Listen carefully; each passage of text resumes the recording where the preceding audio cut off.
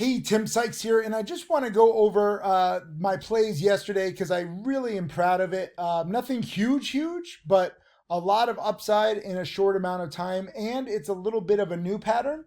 I think that many people enter trading and they think it's an exact science, and they're just gonna, memorize some basic stuff and they'll do well. But if you really want to, not just make a lot of money, but also make trading really work for you so that, you can live life too. Because, I know a lot of traders, they might make more than me, but they're literally slaves to trading. They're slaves to the market. They don't really, they're not able to go out very much because, they have to be by their desk. And then that's not a good way to live. And then also what's even worse, it's lose-lose because oftentimes you work so hard and you want it so bad and you're betting so big. And then it's overstress and you're forcing plays that aren't necessarily there because you have expectations because you want to make your time worthwhile. And then you lose. So you lose all your time and you lose your money, and it's terrible. It's really like a gut punch. And this is the majority of traders. Never forget, there's been several academic studies that show 90 to 95% of traders lose. So you really have to start thinking about trading differently. It's not even just becoming, my next millionaire student. It's like, can you learn to make the stock market work for you time-wise, profit-wise, stress-wise? And I don't think most people are talking about that because they just want to make money and they think it's like whoever makes the most money wins. I do have 40 plus millionaire students now. I'm very proud of them, but they're all different. And, some of them trade with bigger size. Some of them trade more often. Some of them go long. Some of them go short. But I really want you to understand that there's no magic formulas. It's not an exact science. And you should always be learning and be open to new opportunities to make this a better experience. In a perfect world, you can make a lot of money with less time, and then you can use the money to enjoy life with your friends, with your family. There is a way to make it a win-win instead of a lose-lose or even like a win-lose, right? And we should talk about that. Okay, so I'm going to show you this new pattern that I've recently discovered. I talked about this on this challenge webinar that I gave. I'm filming this on a Thursday. This pattern, I've been seeing it all week, and I gave a webinar Tuesday. I'm here in Italy, so I was actually staying up late, like at midnight. I'm sorry to the challenge students, I was like losing my mind, but I had to do the webinar just to talk about this new pattern because it's a 10:45 a.m. pattern, which is very strange. If you watch my old video lessons, DVDs, webinars, you say, Tim, don't trade midday, don't trade 10:45, 11 a.m., 12 p.m. Now, guess what? Because of the influx of traders and specifically short sellers, 10:45 a.m. is pretty good. And you can hear what I said. This is the cool thing. If you ever miss any of my challenge webinars, they're all archived, but I will encourage you to tune in live because I can make video lessons and stuff like that, but oftentimes the webinars are more detailed because they're, an hour and a half to 2 hours. And sometimes like this, I gave this webinar on Tuesday night and the play was dead on Wednesday. I'm filming this pre-market on Thursday, so we'll see, how it does on Thursday and Friday. It's not necessarily going to happen perfectly every day, but I thought that it was interesting that I talked about this new pattern Tuesday night on the webinar. Wednesday, put it into practice, nailed it. And it might not be an exact science all the time, but sometimes when you're on the right track, you're really on the right track and it can really pay off immediately. So if you are in my trading challenge, I really can't encourage you enough, especially in this hot market, to tune into all my webinars, tune into all of Jack Kellogg's webinars, tune into Ellis's webinars. Challenge students get 3, sometimes even 4 webinars a week. Live webinars, live trading, Q&A. This was a Q&A webinar, but I wanted to go over this pattern, and I'll go into the pattern now, but I just want you to understand, if you are in the challenge, tune in immediately. In this hot market, you cannot afford not to be prepared the following day. If you're not in my challenge, get in my challenge. I'm going to post a link below. 2022 was rough. 2023 was a little better. 2024 is on fire. This is the time to push it with your education. It's the time to push it with your trading. There's so much opportunity, both educationally and financially, every single trading day right now. The markets are hitting new all-time highs. That trickles down. There's a lot of lower price plays Apple for right now. I mean, it's gone up 10% in 2 days. It's crazy. Nvidia was up 5% yesterday. Like, you have the market leaders, and then you have these crappy companies that are spiking. You don't want to waste this. I don't know how long the hot market's going to last. Theoretically, it should last pretty long time, since we're just coming out of, a really nice consolidation zone in the market. But new patterns are popping up. This is one of them. So again, challenge students, tune into my live webinars. You can watch this full archive webinar that I did the other day soon. And if you're not in my challenge, I'll post a link below. But this is what I said. Let me just explain it to you. Know that most breakout buyers don't buy midday. Almost any veteran trader will tell you to avoid midday. These are shorts covering. And then even right here, okay, perks up from like 440 to 5, comes back down, and it's still holding, the previous day high here at like 460, but it's not doing much. Look at the volume. The volume is weak. What happens here at 11:11 a.m., 3 minutes, and it goes from 460 up to 530s. 3 minutes. Big volume bars. Nothing happened. There's no news for this volume bar. There's no news for these 3 volume bars. And this is during dead hour, when theoretically stocks should not be spiking. These are shorts getting squeezed. So if you understand my thesis here and you agree, you start looking for other times. Some of you say, Tim, why would you ever buy a stock pre-market or after hours or midday? Previous video lessons, I never did any of them. But you have to think opposite. You have to think, when are shorts going to get squeezed? That is when you can get the biggest spikes. So that's the gist of this. And this was just a stocks to trade tweet. Like, it was clipped. If you watch the webinar, it's in full resolution. But I was talking about AISP in that one. Oh, already pre-market, we have some big spikers. NCI is up 60%, so I'll watch it.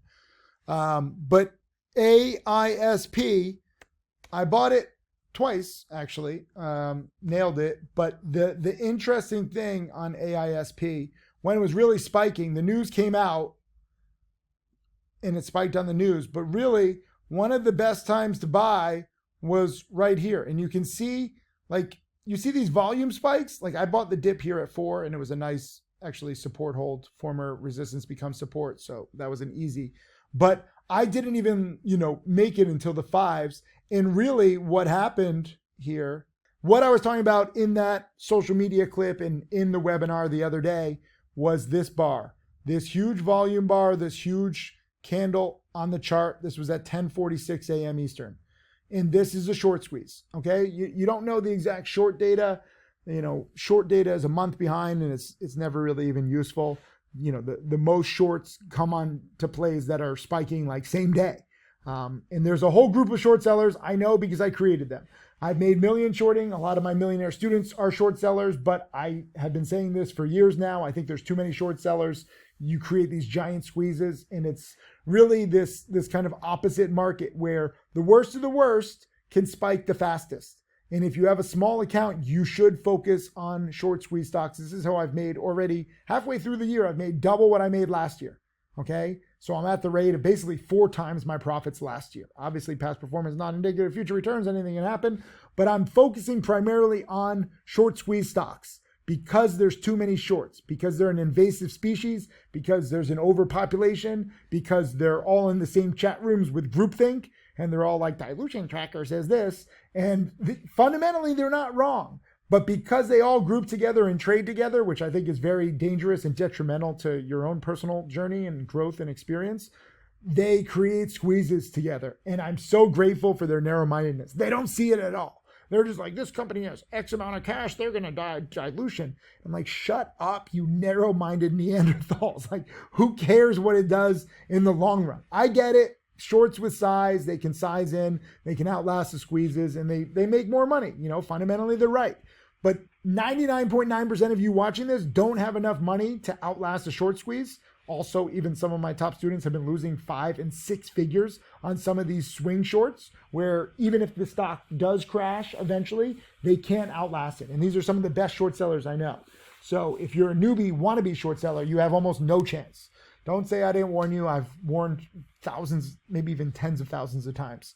But I'm also grateful, because when there's too many people in one strategy, you go opposite the herd and there's actually amazing risk reward. And this was a nice little breakout here at 10:45. And then you can see here the other day at 11:11 in 3 minutes.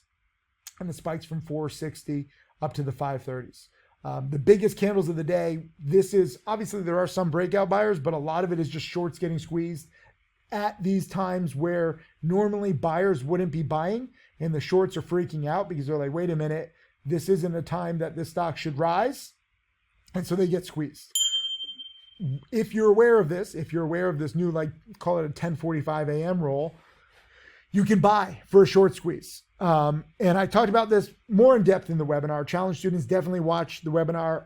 It was on June 11th, 2024. It's all archived. So depending on when you're watching this video lesson, you can go through all the archives. That's the beauty of the challenge. There's so many archive webinars. But the cool thing is on June 12th, DDC was in play. And I want to zoom in on this because, okay, you had the positive news. Pre-market, they acquired this, other company. It doesn't even matter really. It's just that it's spiking big and it's running big. And again, shorts are not wrong in the long run. This did fade by the end of the day, but it never really deserved to get up to 250 in the first place. Shorts will say, like, Tim, it dropped, $1.50 a share off the day high, but it never deserved to get up to 250 if there weren't over aggressive shorts. Probably deserved only to go to 1. But because of the over aggressive shorts, you had this whole short-term mania being created. And guess what time was the breakout? Okay.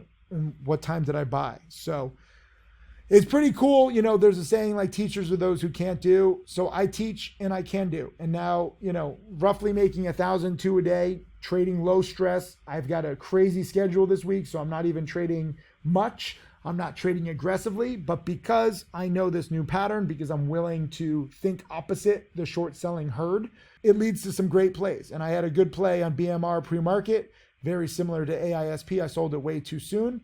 But on this one, I really want to talk about this new pattern DDC.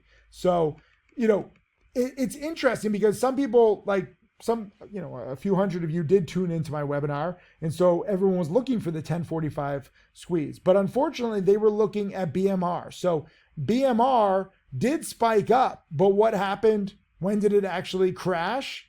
It actually crashed at 1045 when it couldn't get back to the highs. So 1045 has now become this really make or break period where, because there's too many shorts, if there's too many shorts, it's going to squeeze. But if it doesn't squeeze and the shorts just pile on, herd mentality, all the shorts, short together, kind of doing a bear raid, which is really gray area. This is why short sellers are under investigation, in case you didn't realize. It ain't the promoters who are under investigation. Atlas Trading got off scot-free. It's short sellers who are under investigation. So if you ever think that the short sellers are noble and good, they're not. They're the shady ones now. The shoe is on the other foot right now. But BMR, I saw a lot of people in a bunch of different chat rooms who, knew about my new rule because word gets out pretty quickly, but because they're just trying to memorize it, they're not actually interested in learning. They chose the wrong play.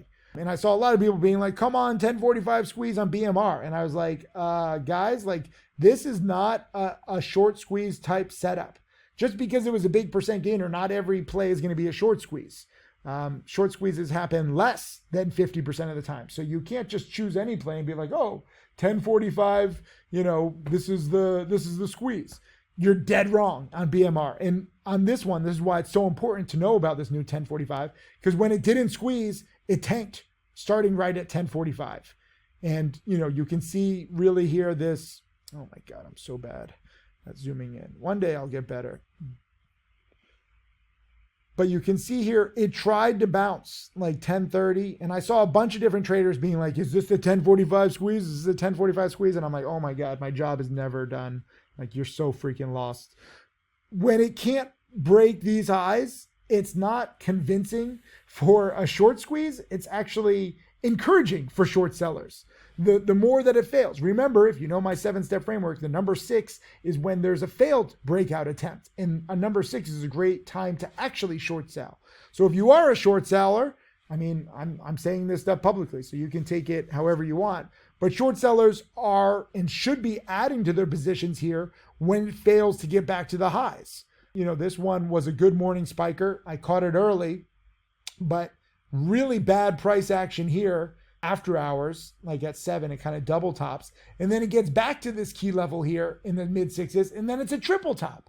So you can short it here theoretically, but really this is the number 6 where it's not at the highs, but it comes down and this bounce fails. So it triple tops here at 660, and then it kind of double tops here at like 620. So all of you who are thinking like this was going to be the 10:45 a.m. short squeeze, you can't just say any play is going to be a short squeeze. This is actually a triple top. You can see here 1, 2, 3 peaks. And right at 10:45, 10:50, that's when it cracked, when people started to realize, wait a minute, this isn't going to squeeze. I was on the right track. I even warned BMR looks very toppy in chat. But DDC was opposite. So on this one, I bought it at 10:46. I wanted to practice this new pattern and see if it worked. And I said, dip buy in this runner off its highs, prime time for short squeeze, goal is 160s. Let's see if it can pull it off. Cut losses if no bounce. Okay. So this one was already the biggest percent gainer. I saw somebody being like, I didn't see this. How are you not looking at the biggest percent gainer? What do I teach every day? What do I have to do to get through to you guys to watch the biggest percent gainers every single day? This was a big percent gainer, and right around 10:45, I wasn't looking to trade. I wasn't like, hey, there has to be something. I didn't even realize it actually at first until I did the trade. I knew it was around midday. I knew that it was usually no man's land, but it was right in here. And this is the whole run up, right? So it's spiking from $1, gradually running up to the 130s, having resistance in here. But this for me is why this was such a gimme. It was uptrending and going sideways, and some short sellers are like, well, it's already up 100% plus. It's looking a little stuffy, but it made a new high here. Anytime a stock makes a new high, even if it's just a little new high, if you understand how many shorts are betting against this, and I saw several short selling chat rooms being like, DDC is crap, it's going to drop, dilution tracker, all this crap, right? All I see is amazing volume for a low float stock, and it's hitting new highs. So as much negativity and toxicity and short selling pressure the shorts tried to apply, this was very important right here at 10:33. It was a nice little breakout. But again, it wasn't a convincing breakout. And then so you have this breakout here into the 150 level, and it's just a little bit above the 130 level. So it's technically a breakout, but as a short seller, remember, I used to be a short seller. I used to be king of the shorts. Or penny stock shorts, not all shorts. But penny stock shorts, I was the king of the penny stock shorts. I, in a previous life, would have shorted in here. I don't short sell anymore. This is part of the reason why. But this kind of action where it does break out and it actually goes to the 165s, but it comes back down, this is where I would have been shorting. Okay? 100%, not 100% of my account, but 100% I would have been interested to short. Oh, maybe this is zoomed in too much. Yeah, right here. So this red candle on the failed breakout here in the 160s, and then you see it downtrending. And it's interesting that it's downtrending just a little bit here. And look at this. Now we're here at 10:45. And this is, I can't even make this up. To the minute, 10:45, 10:46, the very day after AISP broke out at 10:45 with a big candle. There's no big candle here. Some people were like, what are you talking about? But this is the key move. You have the failed little breakout here. Shorts are averaging up, averaging up, averaging up. It starts to downtrend. They think that it's going to crack. And right here at 10:45, 10:46, you have a new uptrend starting. And this is where I bought because I thought that, it's still holding the highs. I know how much crap short sellers are throwing at it. They're trying to break this sucker, right? All the chat rooms, and this is why I love short selling. They're so like lemmings. They all short together. They all trade together. They're all insecure, acne face, stressed out little wannabes. And I'm so grateful for this whole little clique of short sellers. They think they're so much better than everybody else too. They're so arrogant. They're like, we can read fundamentals, dilution tracker. And really, they're so narrow-minded. There's no other word for it. And you got to be grateful. So I always say thank you, short sellers, for your narrow-mindedness. Thank you for your arrogance. Thank you for all thinking alike, trading alike, and just not learning, just not adapting at all. It's like if Neanderthals were given laptops And what would the Neanderthals do? And they're all like, whoa, short trade together. Just like apes strong together, like all these hodlers who are now getting crushed, hodling too long. Short sellers do the same thing. And I can't encourage you enough. Whether you're a short seller, whether you're long, just think on your own, okay? My millionaire students learn to focus on education. But sadly, the traders who lose, they just believe these things, these grand thoughts where, you know, the leaders of these short selling chat rooms, they bet so big and they try to induce their followers to short. And then if the leaders short big and then their followers short big, they crack these stocks and they all profit. That would be nice, but it's also unethical. But more importantly, it's not practical because these short sellers throw everything at it to try to break it. And instead, what do? They create this epic squeeze from 1045 up to 1108. This is just 20 minutes, okay? But this is the beautiful thing. I have people where they're like, you can't trade part-time. You have to be in front of your computer all the time. You need all these monitors. And I'm like, not really. I'm traveling the world. I'm trading part-time. I'm trading with one laptop. If you understand how these patterns work and you adapt, you could literally bank and trade 20 minutes like this. We'll see if there's another, 1045 squeeze, but I am so proud of this. Some people are going to be like, oh my God, Tim, you made this whole video lesson on a lousy $1,400 profit. Yeah, because I sold too soon, but more importantly, this is predictable. This is repeatable. This is ideal for small accounts. My little $1,400 profit, 12%, I sold way too soon. So I'm making this video for myself too, because look at this squeeze. From 1045, remember the shorts are throwing everything at it, trying to average up. And again, by the end of the day, they're not wrong. By the end of the day, this is a decent entry, but you don't know how high it can go. And sure enough, it gets volatility alts and it went all the way up to 250 at its peak.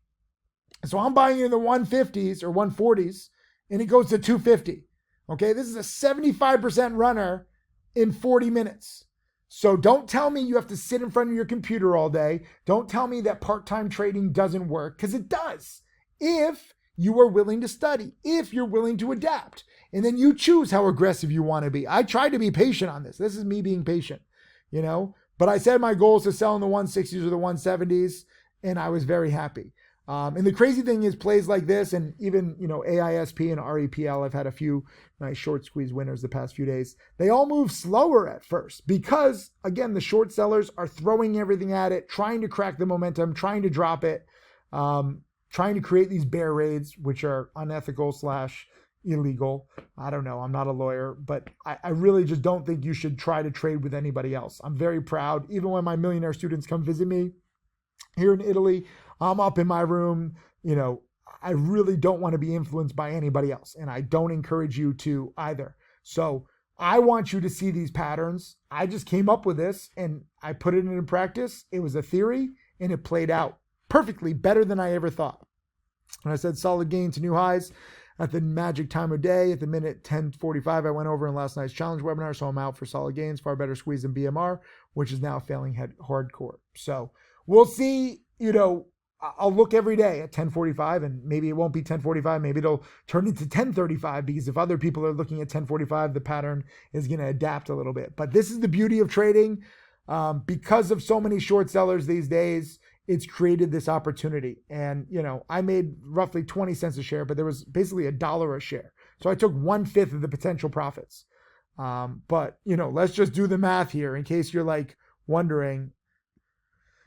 7,500 shares. Obviously, I should have gone bigger. I should have done a lot of things, but my sweet spot over 20 plus years is roughly $1,500 per trade. But I put in a little over 10,000. So you tell me in the comments below, would you be happy to make, roughly 12, 13% in 10, 15 minutes? I didn't even last that long. I think I was in it for like 7 minutes, in a few minutes, and you make, 10%, 15%, or best case scenario, 50%. I laugh. I physically laugh out loud when people say like, you can't beat the market, day trading is a scam, penny stocks are a scam, just invest in the S&P 500 and make 8 to 10% per year. When if you study enough, if you really learn from my challenge webinars and, Jack Kellogg's challenge webinars and you learn this strategy, 8 to 10% per year is crap, okay? the reason why so many people say 8 to 10% per year is good, because a lot of them are talking with bigger money. Also, they're not willing to study. There's a lot of lazy people out there. And they don't have small accounts that can go in and out very easily. Like this, I mean, I probably could have bought 75,000 shares. I probably could have bought even like 200,000 shares, but I couldn't buy like 1 million shares. So this is the same niche strategy as always. This is why I teach. I love teaching the process. Remember, all this $1,400 and the $150,000 plus now that I've made, this all gets donated. Okay, I want to be very clear. I am not personally profiting from this trading.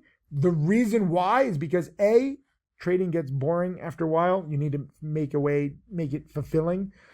B, I have more than enough money with all the profits I've earned over my career. C, it's my honor to help with charity. But D, my business is teaching the process. I'm trading with small amounts to show you how to make 1,000 or 2 a day. I always say 1,000 or 2 a day keeps the real job away. This is something that anybody can do. You don't need to bear raid with a short selling chat room and get into this legal gray area. You don't need to even short sell. You just have to recognize that so many short sellers present an opportunity. They present us with a gift. And this is the gift that keeps giving. So leave a comment. Let me know if you saw the 10:45 a.m. pattern, if you profited off AISP or BMR or DDC. All these companies are junk, but again, junk can rise very nicely right now. This is a great example. Not because there was news at 10:45, not because there was anything other than too many shorts and they got squeezed. And this whole little red candle here, fake out, and then this gradual fade was all a trap. Okay, it's like the octopus guy in Star Wars, like, it's a trap, it's a trap. But the short sellers are too arrogant and narrow-minded to listen, so it created this great squeeze. And as always, I thank the short sellers for their sacrifice. I hope they never change. The good news is they won't. They won't watch these video lessons. They don't actually want to learn trading. They just want to, live in their groupthink, toxic leopard discords. So thank you, shorts. Thank you, longs. I saw a bunch of other students nail it. We'll see what happens with more 10:45, 11 a.m., maybe even 11:30 a.m. type plays. Midday, there's plays for longs. Pre-market, there's longs. After hours, there's longs. 2024 is hot. So again, if you're in the challenge, I always say this is why it's so important to tune into my webinars, because I'm going over the new plays and the new patterns every single day. And every single day, there's something worth trading. And a lot of the time, it can pay off nicely, not even just with profits, but also knowledge. So right now, you'll see me looking for some 10:45, 11 a.m. type squeeze plays, but it could also happen pre-market, after hours. It's all when too many shorts, just enter, and it creates these beautiful setups. This was a nice chart that Stocks to Trade posted. It's not always going to be so perfect like this. Don't think that they're all going to be, 60, 70% gains inside of an hour, but that's the potential right now. And I'm just so proud to bring it to you. And I'm really happy that we have these opportunities. So let the bull market go, profit, learn, leave a comment below. Let me know what you think. I'll see you in chat.